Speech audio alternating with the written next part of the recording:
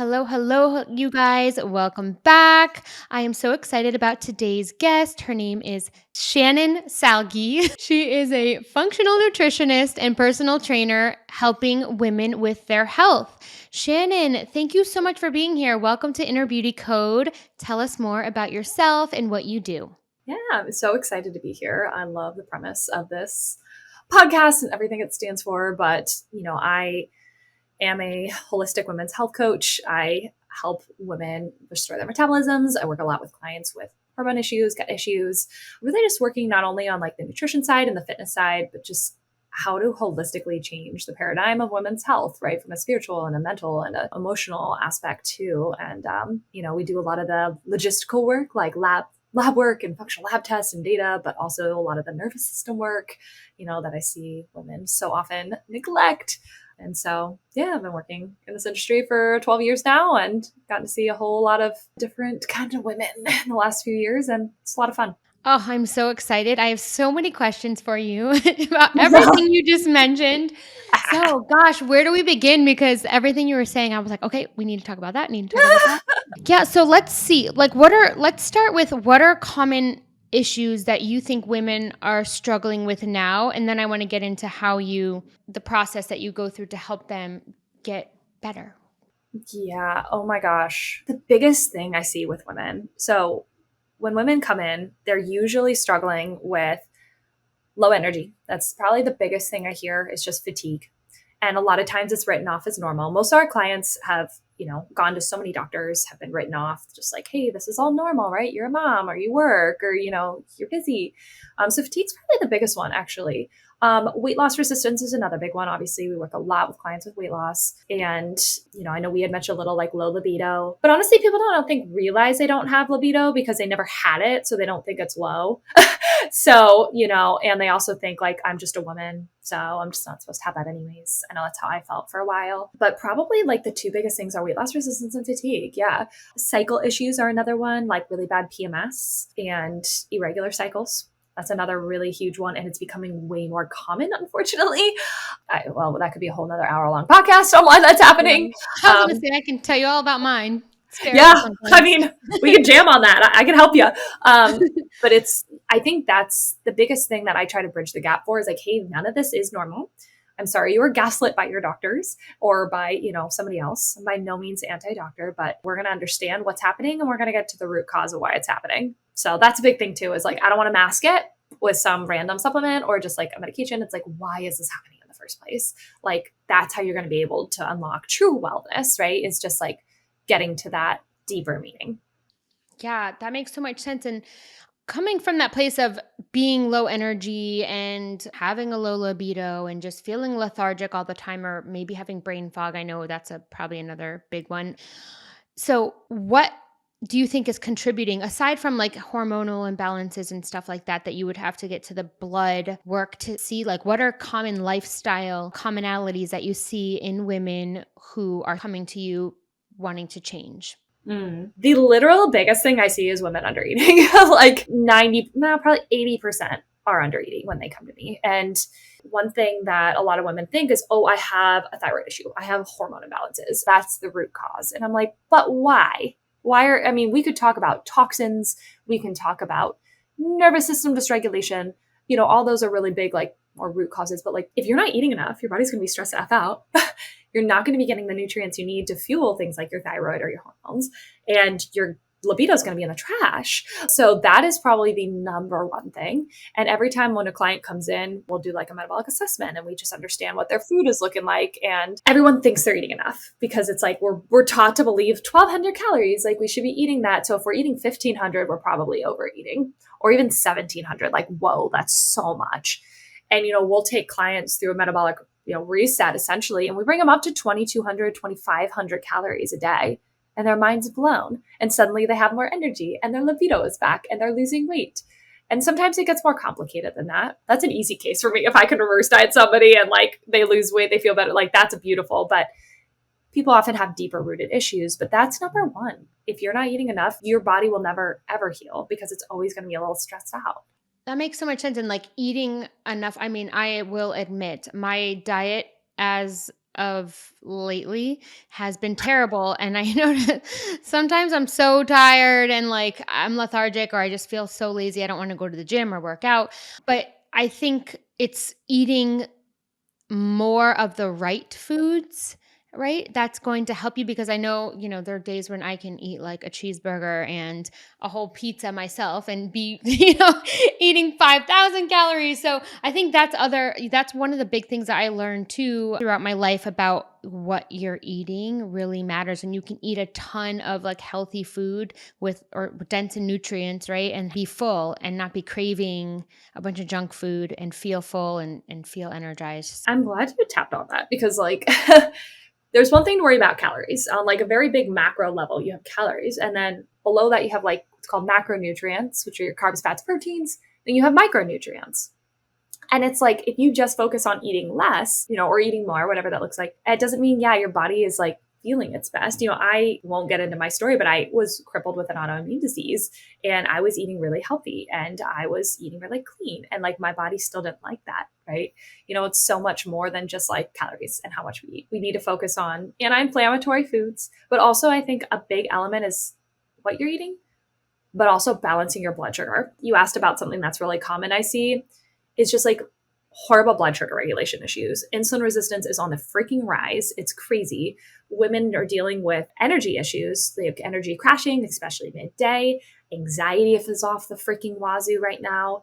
Weight loss resistance. A lot of those migraines, a lot of it can be traced back to just blood sugar regulation, like pairing your protein with your carbs, like making sure that you're walking a little bit after meals, like not having super high glycemic carbohydrates. There's a lot of things you can do to balance your blood sugar that's free.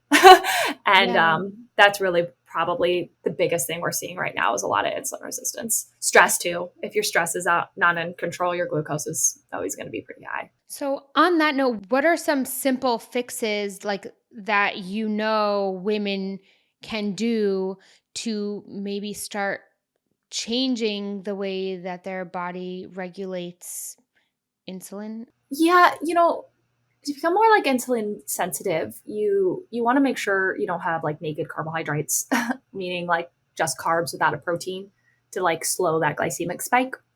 Definitely want to make sure you're eating enough fiber. That's not enough protein and fiber are like the two simplest things yet most commonly talked about in our program, just because women are under eating protein and fiber. And Mhm. for protein, for the most part, it's going to be different person to person, but you're going to want at least about 0.7 to zero point 0.9 grams per pound.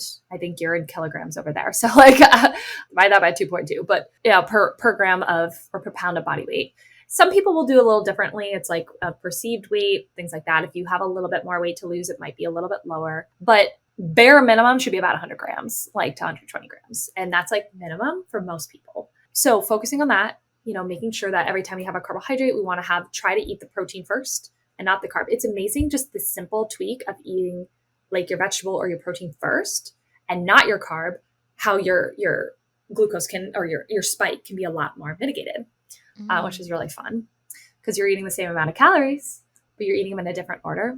You can also take a shot of apple cider vinegar as long as you don't have an ulcer or things like that before meals. That can help.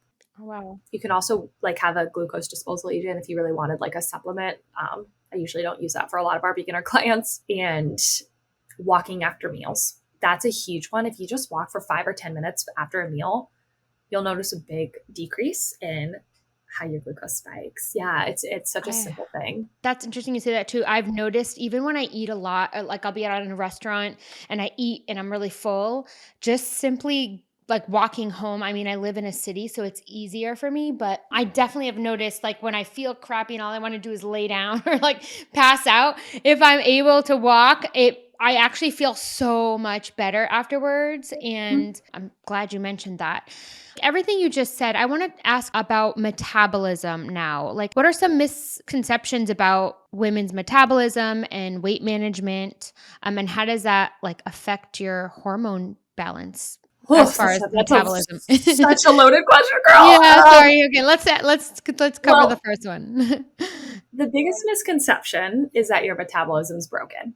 I hear this a lot, like, oh, my metabolism's broken, and that's just going to be what it's going to be. I'm always going to be this, they'll use words like I'm always going to be this fat or whatever. And, that's not true. Like your metabolism can be healed. It's sometimes as simple as I mentioned as like, you just got to freaking eat. Like you just have to eat. And also you have to take probably a break from dieting. This is the hardest conversation I have with clients. It really is like, hey, listen, I know you came to me for weight loss and we're going to get you there. But in order to get you down, we have to, sometimes you take a break. And so we have to either focus on not, just staying stable with weight. Sometimes you gain weight, like during a metabolic restoration, you sometimes gain weight, like because your hormones have to balance, and your body needs to trust you again. Then you can lose weight a lot more effortlessly, right? But like that's a really big misconception is I'm just going to have this like metabolism boosting food or metabolism boosting supplement and suddenly everything's going to be great, and it's not. But it's not broken. You just have to find the right strategy. With a lot of our clients, we're working a lot more on like mineral balance. Like all of our clients do, it's called a hair tissue mineral analysis. We're working on minerals. We're working on gut health. Hormones they get synthesized in the gut. Like we have to make sure our gut health is stable first before we even dive into hormones. Can you explain can you explain that more? Because that was literally one of my next questions about your gut health and how like hormones affect it. So you just mentioned that you have to fix your gut health or get it more stable before you address hormones. And why is that? Yeah. There's like that. There's so many different places I could go with this. I was going to say what I was assuming just by what you were saying is maybe because if your body is like your gut isn't functioning and isn't like isn't digesting your food properly or like expelling the toxins, and maybe there could be a buildup and create hormone imbalances. I don't know if that's true, but that was just what popped in my head when you were saying it. Yeah, you're like seriously like nearly spot on there. Yeah, I mean, a lot of times if your gut, first of all, if you're not absorbing nutrients, right? A lot of clients have leaky gut issues. You need these key nutrients to fuel your hormones, your thyroid. A lot of times with leaky gut, it's going to lead to inflammation, which is going to affect everything. But you're going to deal with things like even just constipation if you have like this gut dysbiosis and this imbalance. And then if you're not pooping, you're not able to excrete excess estrogen and you're going to suddenly be estrogen dominant. And if so many people I see just going to a doctor or just getting labs run, and then it's like, oh, your hormones look fine is usually the second one. It's like, okay, maybe your progesterone's a little low. Okay, but like what now? Like, right? Like, how do we address that? And I'm always looking at the gut. If we have pathogens, if we have bacteria, if we have infections, you've got to clear that first or else your body's going to always be under this constant state of inflammation. And that's going to not have anything working optimally. Does that make sense? Yeah, and I mean, going off of that, first of all, can we explain what leaky gut is in case someone out there doesn't know it? And then second, why is it important that your body doesn't have inflammation? Because I think a lot of people dismiss how damaging inflammation can be in your body, and that, people drink too much or they are eating a bunch of crap and they're just like, oh, whatever, I'm going to have a little bit of ache and pain in my joints right now. And then, or my stomach's bloated. It's always bloated. But can you just, what is it and why is it a problem? And then why is inflammation difficult? So leaky gut is essentially where you have like these junctions in your stomach lining that are like, there's gapped. And then you have food particles and things like that can leak out of your gut. And then your body views that as like an attacker, and it'll attack your body. So a lot of times with like autoimmune disease, really tightly linked to leaky gut because you have all of this undigested food that the body's viewing as like an attack. And also you can't, again, like absorb and digest proper nutrients to heal and fuel your body appropriately. And, inflammation that's like a really broad term because inflammation is not just like joint pain, but inflammation can lead to not only like pain and autoimmune disease. I mean, it leads to cancer. It leads to your cells being damaged, like on a cellular level, right? Not to mention on just a day-to-day level, like you feel like crap, your energy, your nails stop growing, your hair stops growing, you're achy all the time. It's one thing to be like, oh, I'm always bloated. That's fine. But like on a deeper level, what is that doing to your body? Like one thing that I have a hard time with clients who, let's say gluten, for example, that's a big one, right? It's a little different in the UK, like versus the States, because it's just way worse over here. But let's say somebody eats gluten and they know it's damaging for their gut and they know it doesn't make their body feel good. And that always flares up afterwards. If you do that continually, your body's going to eventually fight back and just be like, screw it, I'm done with you, and start attacking you a little bit more, right? And so, oh, well, I just have a little bit of this and it always makes me feel like crap, but I'm just going to have a little bit. It's like, this is actually like not a restriction issue. It's a self-respect issue. Like, it's like, hey, I'm going to actually respect my body that this might not be that great for me. Also with the gut, this is bouncing around a little bit, but a lot of people think like they have food allergy or sensitivity issues. Allergy is different, but food sensitivity issues. And suddenly they have more sensitivities and more sensitivities and more sensitivities. And they think, oh, I have to go take a food sensitivity test. Wrong. Don't waste your money on that. At least not initially, because the chances are you have a gut issue. You probably have a bacteria imbalance. You probably have leaky gut. You have, something that your body is starting to just become reactive to everything you put in it. And it's not the food issue. It's rampant inflammation and, Yeah. dysbiosis. Does that make sense? Yeah. So how, I mean, I think I probably I always have had gut issues. So I'm always interested in this topic. And I have a clinical dietitian friend that also mentioned, I used to work with her a little bit on my own health, and she's helped me a lot in the past with it. But like eating fiber, I didn't realize like how much it really helps. And it's true. I think a lot of people have issues with their gut because the bacteria is off, or they're not eating enough fiber to like move everything through their body. So what are some things that people maybe can do now? Like you just mentioned, you don't have to go get a food allergy test, but what can people do now to kind of ease some of that before they have to have the labs done? Loaded Or question. So, it, but I'll make it simple. my questions are I loaded. know. Well, Tell me all that's the so good. answers. No, I love it. I love it. So, okay. With the first part of the question, well, as far as like what you can do, you don't need to necessarily, oh no, fiber was the first thing you talked about. Yes, it's really important. All right. I will say that if you have certain issues going on with your gut, with like bacteria imbalances and things like that, sometimes fiber actually makes it worse. And so I don't want to get too much into this because I don't want, like, Yeah. 90% of you probably just need to have 25 to 30 grams of fiber in your day. Mhm. If you're a woman, and a little bit more. But sometimes that's irritating, and Yeah. actually makes you feel worse. And there's also different kinds of fiber, and people react a little different to like soluble versus insoluble fibers. But with people, yes, if you are not pooping, literally, I can't stress this enough. If you're not pooping, you're going to be estrogen dominant, and your thyroid is probably going to be out of whack because of it, like 90%. So, like, and having enough water is equally as important, because if you don't have the water to flush things with the fiber, you're just going to feel like a big old brick in your, colon. So, Yeah. flush it out. Have water, drink your fiber, or have your fiber. Psyllium husk is my favorite. I love adding a little bit of psyllium husk in my smoothie and having green vegetables and all the things. But I'll tell you a big mistake, and then I'll talk about things like to do, because the biggest mistake I see people make is just buying a random probiotic. And like, it's like, oh, I have a gut issue. I heard probiotics are good. I'm just going to add a probiotic. Yeah. It might help a little bit at first. It might. Like, a lot of people just don't have any beneficial bacteria in their gut, especially if you've been on antibiotics in your life. It takes like 6 months for your gut to like build back up your microbiome after one round of antibiotics. Wow. And like, I don't know about you. I was on antibiotics for skin issues for 6 years straight. So it's not really a wonder why I had gut issues and autoimmune issues, right? But doing a random probiotic might help initially, but then it's going to stop, and people like felt a little bit better for a short period of time, and then they never want to leave it because they're so worried about going back. And so they stay on this probiotic for years, and that actually pushes the gut bacteria in the opposite way. So, or we have an overgrowth of bacteria, or even like SIBO, small intestinal bacterial overgrowth.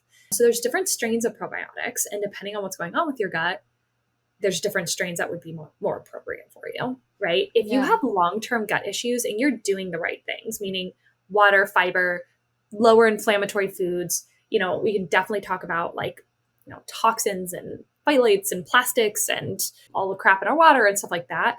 If you're lowering overall toxic exposure and you're not chronically stressed, or you're at least doing something about the stress, and you're still having some issues, I do suggest testing. And it's just because I see it a lot, like with clients with like H. pylori, or even things like E. coli or C. diff, or just general imbalances. Like, it's helpful to understand on a deeper level what's going on, so you can specifically target that. Because I'll tell you, I messed around for years trying to figure it out on my own, like years. And I was like, I can figure it out. I'm a health coach and I'm a trainer. This was before I got into the functional labs and stuff. And I like never got better. And I spent years, literally years, and a lot of money I didn't need to spend on stupid supplements because none of it was working. And then when I did functional lab testing, I found out what was specifically wrong and I fixed it in 3 months. And I'm like, oh, wow. All it took was this specific thing and a few tweaks and supplements and lifestyle. And I could have saved myself years of problems. So, doing the basic stuff first is always going to be important before, investing into testing. But if that's still not working, testing is helpful.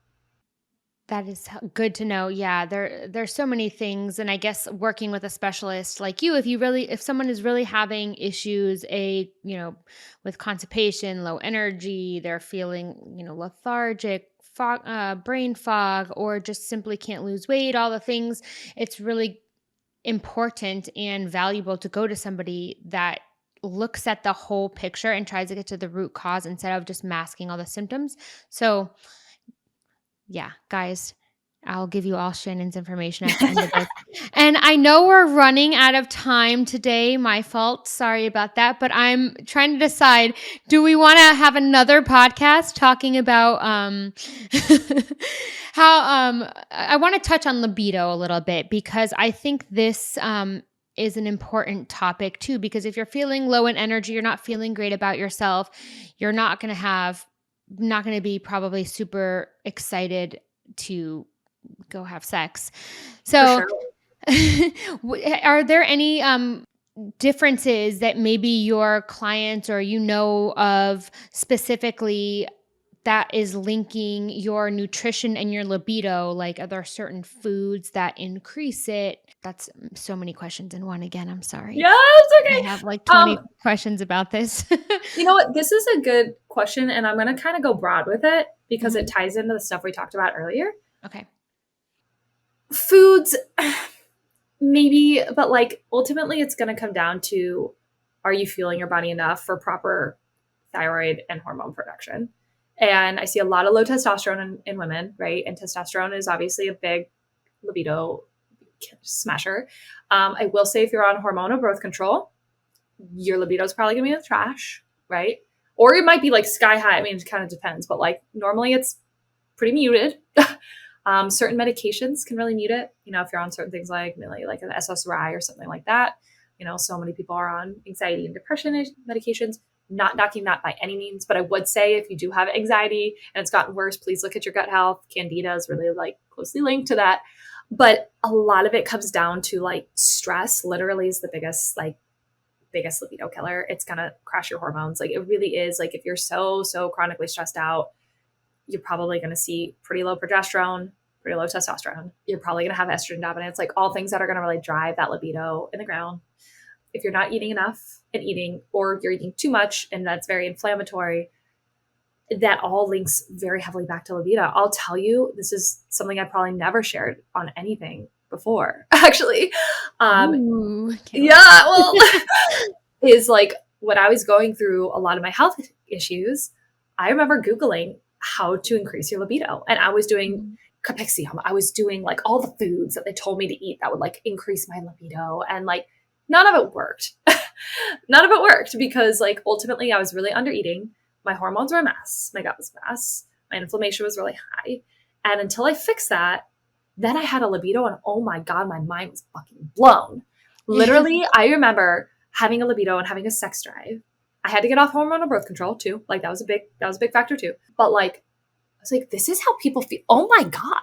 This is what I'm supposed to feel like? Or this is I how you literally can had no feel? idea. No idea. For years, I just thought like I'm a woman, so that's probably why I don't have a sex drive. I had literally zero desire. I would do it just to do it to appease my partner, and like always felt empty. And I was like, I don't understand why people think this is so great, you know. Wow, yeah. So like I've been there, and nobody wants to talk about it. Like the fact that Yeah. it's like they're probably Googling how to increase your sex drive and taking some supplements. Like maca powder is great. Maca is great for like raising testosterone. Sometimes you can do cayenne, like certain things like that. But ultimately, it doesn't really matter unless all the other stuff falls into place. You know what I mean? Mhm. Like it's multifaceted. People think libido, I'm just going to take this one thing and it's going to be fine. But like you should feel your libido go up, especially around like ovulation, like about 14 days into your cycle, you should be feeling like you want to get it Like, on. let's That is go like, right now. that is what should be happening. If you Yeah. don't, that is a sign of a hormone imbalance. Like that's a clear sign, right? Like, Yeah. and then it will naturally lower towards the end of your cycle. And it's called the luteal phase, which is the second half of your cycle. It's going to naturally lower. And right before your period, you're probably not going to want your husband to touch you or whoever, partner. You're going to be like, no. Yeah. That's normal. Like it should rise and it'll fall. Mhm. Um, but it should still be there. And ultimately, again, it's comes down to inflammation, gut health, eating enough, getting enough of those nutrients to fuel, minerals to fuel those progesterone and testosterone production. Yeah. And I bet so many women and men too. Let's not leave out the men because I know Yeah. it's the clientele that you specifically work with, but people probably just walk through life. And that's what's sad and what's so great that you're doing the work that you're doing is that people are walking through life every day just thinking, oh, this is just normal. I'm supposed to feel like tired, lethargic, brain dead, and like a zombie walking through life when they're so like I just have this thing like if you're not seeking to live life to the fullest, then it's just like not really living. So yeah, it's True. all the reasons why you should check out your gut health, your hormone health, and really start prioritizing your health. It's so important for so many reasons. Yeah, and it doesn't have to be complicated. Like this is one thing when you hear like it's so trendy to talk about gut health and hormone health and like, people even don't even know what that means. Like what hormone? Like I love when people are like, I'm a hormone coach. I'm like, what hormones are out of whack? They're like, the sex ones? Like there's like so many different hormones, right?